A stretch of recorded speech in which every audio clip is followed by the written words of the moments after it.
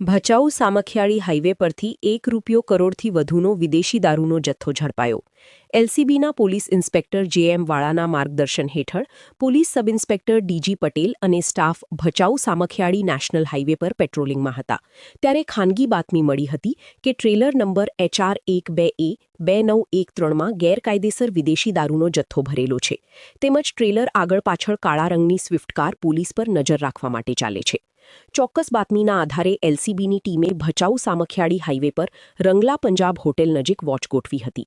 દરમિયાન બાતમીવાળું ટ્રેલર અને તેની પાછળ આવતી સ્વિફ્ટ કારને કોર્ડન કરીને અટકાવવામાં આવી હતી.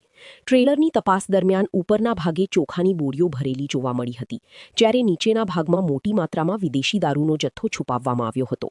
પોલીસે ટ્રેલર, સ્વિફ્ટ કાર અને વિદેશી દારૂનો જથ્થો સહિત કુલ ₹1,58,500નો મુદ્દામાલ કબજે કર્યો હતો, જેમાં 4,800 બોટલ વિદેશી દારૂ કિંમત ₹28.80 લાખ, સ્વિફ્ટ કાર કિંમત ₹4 લાખ, ટ્રેલર કિંમત ₹30 લાખ, મોબાઈલ ફોન તેમજ અન્ય સામગ્રીનો સમાવેશ થાય છે.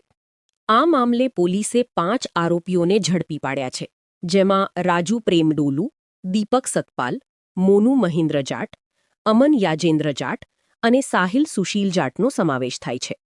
તમામ આરોપીઓ હરિયાણાના રહેવાસી હોવાનું સામે આવ્યું છે.